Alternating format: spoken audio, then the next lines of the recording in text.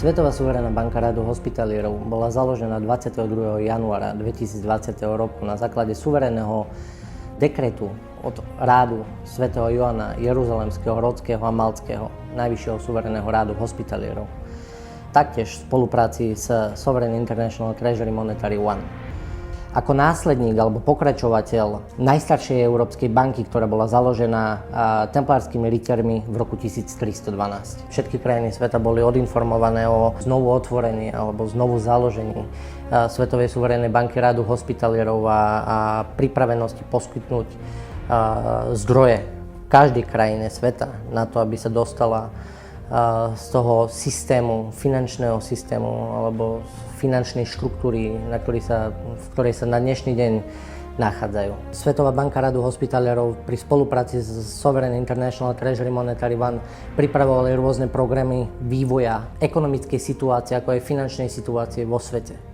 Na základe vypracovania týchto programov, tie programy boli doručené taktiež všetkým vládam sveta, ako aj finančným inštitúciám, či už sú to lokálne inštitúcie, alebo sú to nadnárodné inštitúcie, ktoré majú čo povedať do toho vývoja globálneho finančného systému. A na základe toho sme dostali veľký obnos pozitívnych reakcií, či už to bolo od štátnych inštitúcií alebo rôznych tých finančných inštitúcií po celom svete, ktoré v prvom rade ich zaujímala forma toho, akým spôsobom Svetová suverénna banka Radu hospitalierov chce implementovať tie zmeny, ktoré popripravovala a akým spôsobom chce transformovať momentálny finančný systém alebo tú finančnú fiatnú štruktúru, ktorá vo svete funguje na zlatý štandard. Svetová suverénna banka Radu hospitalierov je v súčasnosti novou svetovou bankou, novým regulátorom celého bankového systému. Všetky práva, všetky aktíva a všetky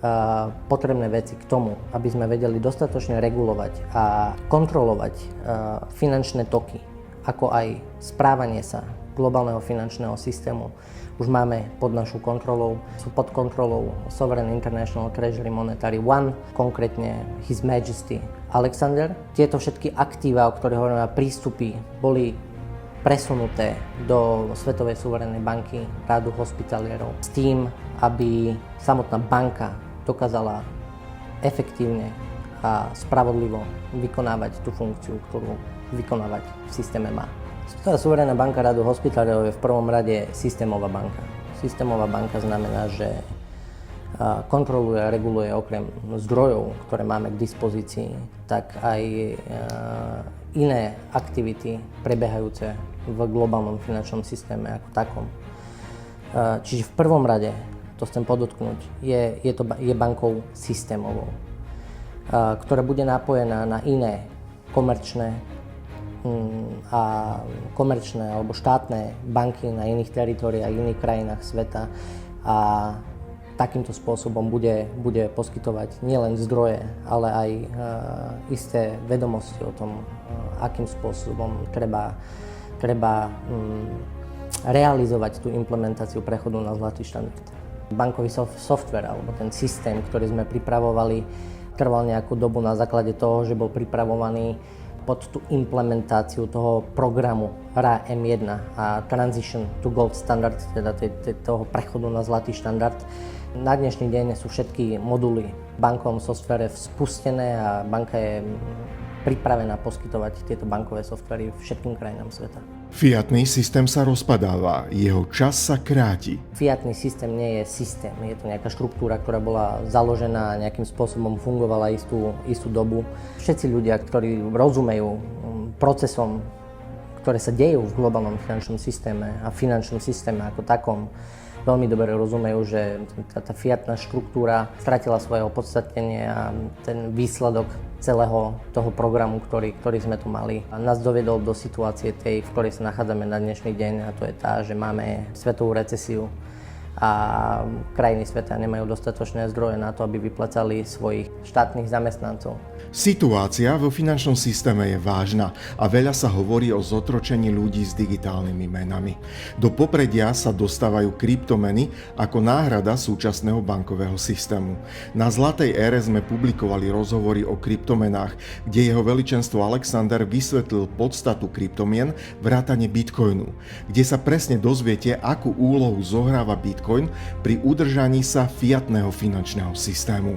Fiatná štruktúra stráca svoje opodstatnenie a teda veci, ktoré sa v tom systéme dokázali vykonávať, isté funkcie toho globálneho finančného systému, ktoré fungovali, na základe ktorých dokázala samotná tá fiatná štruktúra existovať, sú v dnešnej dobe odpojené a celá tá štruktúra stráca celé svoje opodstatnenie a tým pádom sa potrebujeme, nie my potrebujeme, ale niekto iný sa potrebuje dostať do štruktúry inej, ktorá je v podstate nič iné, len stále tá istá, teda fiatná z toho dôvodu, že vchod do toho kryptosveta, to nazvime kryptomien, je vždy na začiatku fiatný. Je to iná forma fiatných peňazí, má to nejaké svoje rozvitie, na dnešný deň sú v tom blockchaine trilióny dolárov, ktoré ľudia za nejakým účelom zisku vkladajú do toho systému, avšak pri momente konca fiatnej štruktúry ako takej príde aj koniec digitálnej. Ja by som chcel v prvom rade potvrdiť z pozície generálneho riaditeľa Svetovej suverénnej banky Radu hospitalierov o našej pripravenosti. To nie len pre Slovensko, kde sa momentálne nachádzame, ale aj pre všetky krajiny sveta, s ktorými už na dnes spolupracujeme, komunikujeme, s ktorými sme v otvorenej spolupráci už isté obdobie. Registrujeme veľký nával rôznych požiadavek a pozvaní od konkrétnych predstaviteľov rôznych vlád po celom svete, aby sme prišli, aby sme im vysvetlili, akým spôsobom chceme implementovať ten program, ktorý sme pripravili, ten program Sunrise, kde komunikujeme o tom, že sme pripravení odložiť krajiny sveta, aby si krajiny sveta pripravili konkrétne plány, či už to infraštruktúrálne projekty, alebo rôzne iné projekty a rôzne iné programy, ktoré už majú predpripravené vo svojich krajinách a sme pripravení poskytnúť tie finančné zdroje. Čiže tá procedúra je veľmi jednoduchá, je veľmi stručná a žiadna krajina sveta nemá absolútne žiaden problém akceptovať tie pravidlá, ktoré my ponúkame. Našou hlavnou úlohou je doniesť zdroje do celého sveta a vyťahnuť svet z recesie, v ktorej sa momentálne nachádza. Napriek tomu, že rôzne systémové inštitúcie hovoria o tom, že možno sa nejaké recesii vyhneme, nejaký soft landing, hard landing a všetky tieto frázy, ktoré už počúvame dosť výrazne dlhú dobu.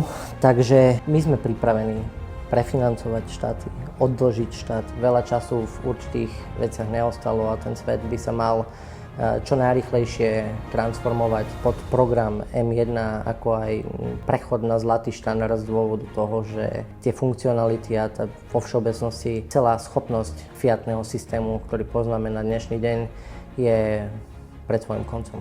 Na základe toho vyzývam všetky krajiny sveta z pozície generálneho manažera Svetovej suverénnej banky Radu hospitalierov, aby čo najrýchlejšie vošli v komunikáciu a spoluprácu so Svetovou suverénnou bankou Radu hospitalierov, ako aj Sovereign International Treasury Monetary One. Nebojte sa zmeny.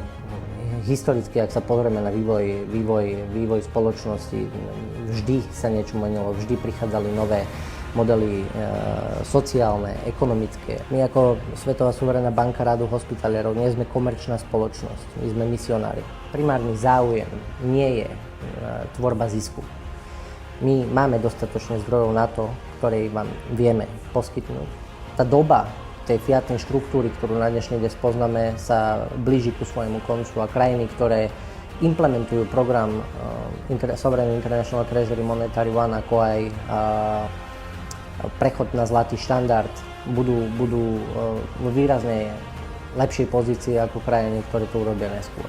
Naberte silu nielen kvôli sebe, ale aj kvôli svojmu národu, za ktorý vy zodpovedáte a my sme pripravení poskytnúť všetky zdroje, ako je technické vybavenie k tomu, aby ste vedeli ten program, ktorý ponúkame, čo najrýchlejším spôsobom implementovať vo vašej krajine